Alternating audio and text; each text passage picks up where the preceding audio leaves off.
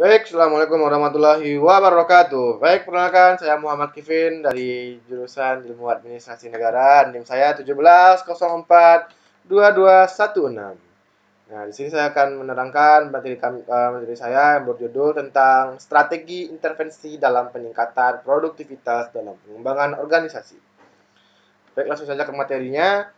Yang pertama, rancang bangun pekerjaan. Backgroundnya, analis pekerjaan adalah usaha sistematis dalam mengumpulkan, menilai, dan mengorganisasikan semua jenis pekerjaan yang terdapat dalam suatu organisasi.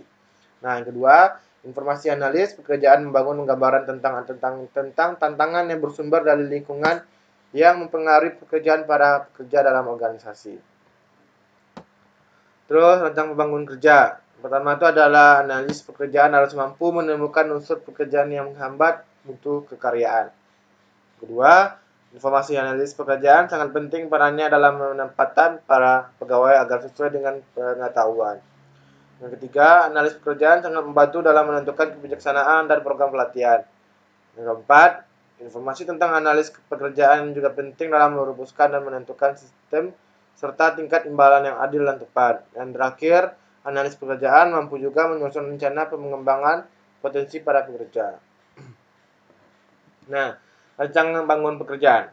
Ini pertama, pekerjaan harus mencerminkan usaha pemenuhan tuntutan lingkungan organisasional dan perilakuan terhadap pekerjaan yang dirancang tersebut.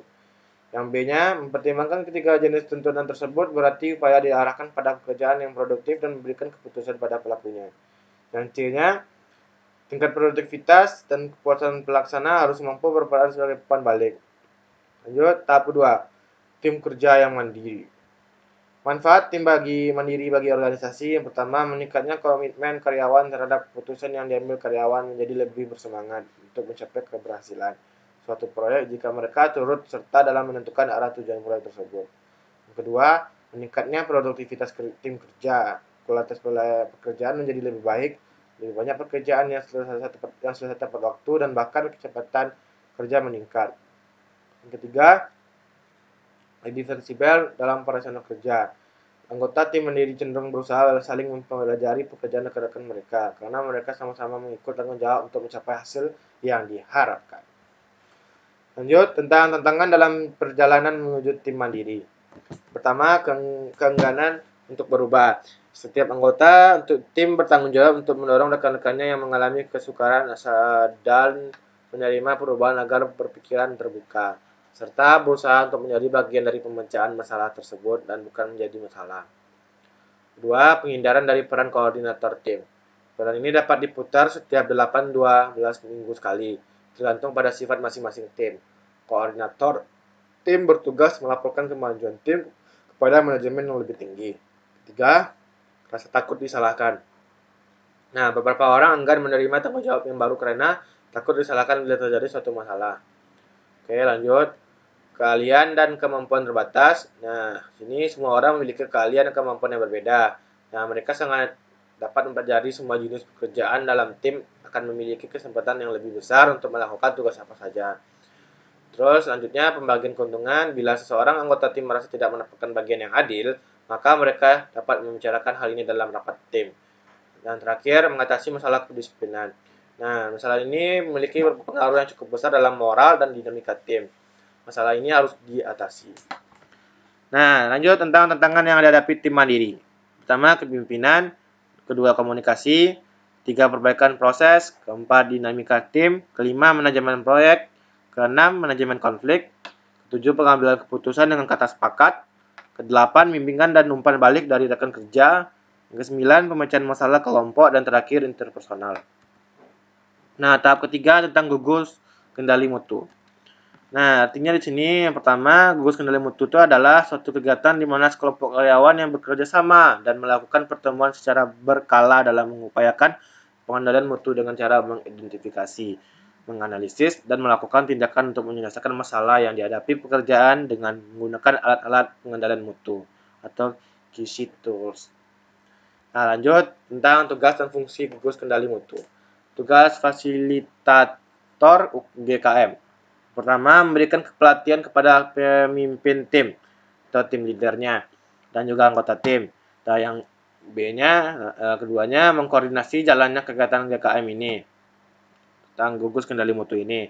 Itu yang terakhir, fasilitator gugus kendali mutu ini berfungsi sebagai mediator antara gugus kendali mutu dengan pimpinan perusahaan. Nah, tugas pimpinan timnya, pertama itu memimpin GKM secara aktif, bertanggung jawab dan penuh terhadap kegiatan GKM. Yang ketiga, mendorong anggota untuk berperan aktif.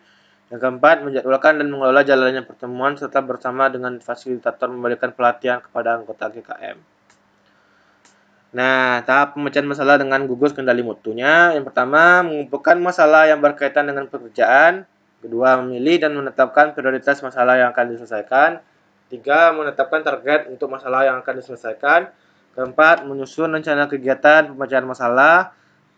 Terus yang kelima, merekomendasikan solusi atau rencana pemecahan masalah kepada manajemen perusahaan.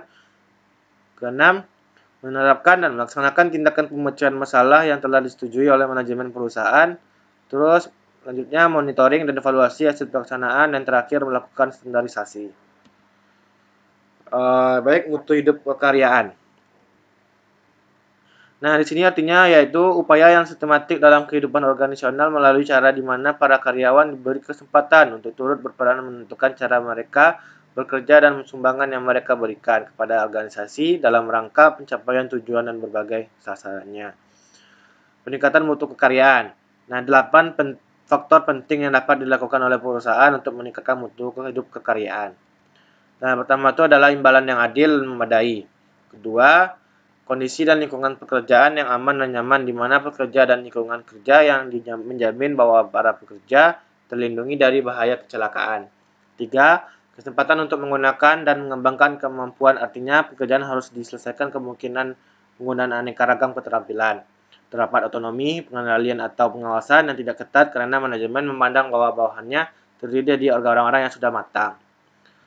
Keempat, kesempatan untuk berkembang dan keamanan berkarya di masa depan. Quality of work life mengandung pengertian bahwa kekaryaan seseorang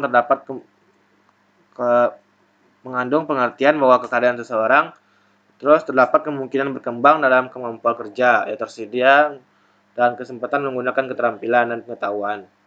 Kelima, integrasi sosial dalam lingkungan kerja. Keenam, ketaatan pada berbagai ketentuan formal dan normatif. Ketujuh, keseimbangan antara kehidupan kekaryaan dan kehidupan pribadi. Dan terakhir, relevansi sosial kehidupan kekaryaan. Nah, artinya di sini yaitu bahwa program QL setiap karyawan dibina agar memiliki persepsi yang tepat tentang berbagai aspek sosial kehidupan organisasional seperti tanggung jawab, itu kewajiban menghasilkan produk bermutu tinggi, itu pelestarian lingkungan, pembuangan limbah industri dan limbah domestik, pemasaran yang jujur, terus cara yang teknik menjual yang tidak menimbulkan harapan yang berlebihan, praktek pengelolaan sumber daya manusia, dan terakhir praktek pengelolaan sumber daya manusia.